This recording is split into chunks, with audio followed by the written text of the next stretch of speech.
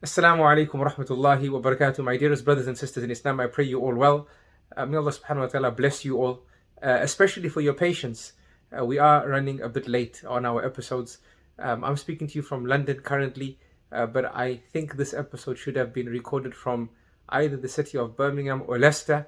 I am on a UK leg tour for this Ramadan after Australia and brief moments in the Middle East. And Bidnillahi ta'ala, from this venue in London, I am going to record the missed episodes, Bidnillahi ta'ala, for our Ramadan series, Moments with Allah subhanahu wa ta'ala.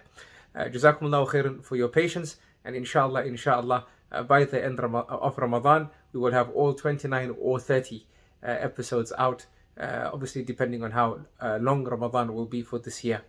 For this episode, brothers and sisters in Islam, especially since we are in the best of nights, the last 10 nights of Ramadan, I really want to, as a lesson related to having moments with Allah subhanahu wa ta'ala, direct you all to please doing everything you can and encouraging everyone to the best of their ability to get forgiven before the month of Ramadan leaves us. Get forgiven before the month of Ramadan leaves us. Subhanallah, Jibreel alayhi salam once descended upon the Prophet sallallahu alayhi wasallam when he was ascending the mimbar, and he said, رغم أنف رجل دخل عليه رمضان ثم انسلخ, or in another narration فانسلخ ولم يغفر له, that may the downfall be upon a person who witnesses the month of Ramadan and Ramadan leaves them, it peels away, it leaves them, and it leaves them without them being forgiven. Subhanallah. Now, brothers and sisters in Islam, the Prophet ﷺ said to this Ameen. Now think about this, brothers and sisters in Islam. This is the mercy, he is the mercy to the worlds. The mercy to the worlds is saying Ameen to a dua by the best of all angels.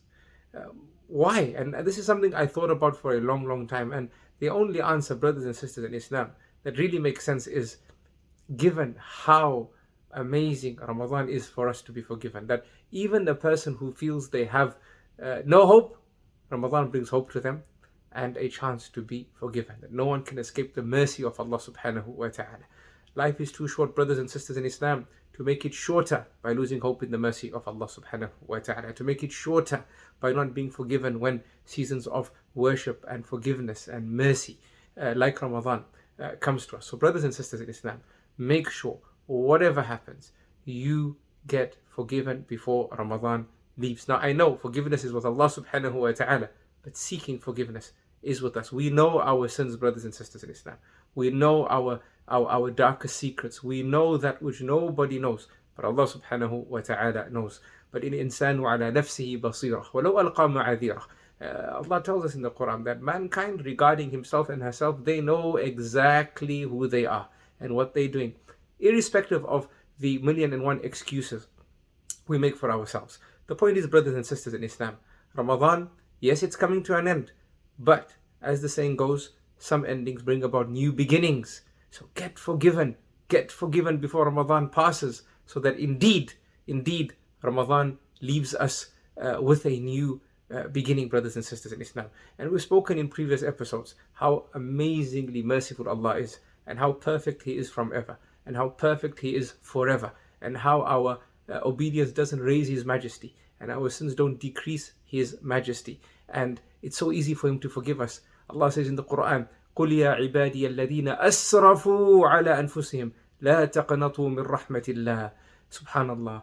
Allah says, tell them, O Muhammad, all my slaves who have wronged themselves severely, years and years of sins with never ever turning back to Allah, لا تقنطوا من رحمة الله. Don't ever lose hope in the mercy of Allah. إن الله يغفر الذنوب جميعا. Allah subhanahu wa ta'ala will forgive all your sins wholesale, quicker than the blink of an eye. إنه هو الغفور الرحيم. Indeed, Allah subhanahu wa ta'ala is the most forgiving, the most merciful. So brothers and sisters in Islam, turn to Allah regretfully, sincerely. Ask Him to forgive you sincerely. Don't make it a quick job. Make it a sincere plea, a beg, right? We know our sins. List the sins to Allah. Ask Him to forgive us, right? You don't have to list the sins. You don't have to, brothers and sisters in Islam. But sometimes we need to engage the process of istighfar. It's not just a quick job, raise our hands, drop our hands, and then we fall back into it. We need to feel the moment, especially in a month like this, especially during nights like these. And then, you know what? When you get up from your spot upon which you asked Allah subhanahu wa ta'ala to forgive you from the spot that you were in, get up believing that you are forgiven. That you are forgiven. Worship Allah having good hope and thoughts about Allah subhanahu wa ta'ala. Good hope in Him and good thoughts about Him. Get up believing that if you were to die in that moment, you have nothing to answer for.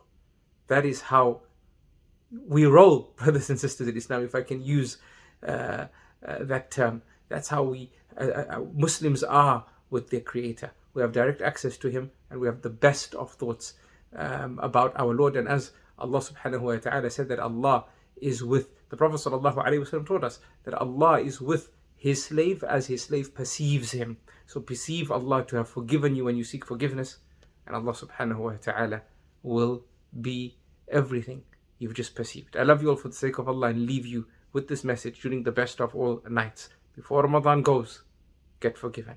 Jazakumullahu khairan. Salamullahi alaykum wa rahmatuhu wa barakatuh.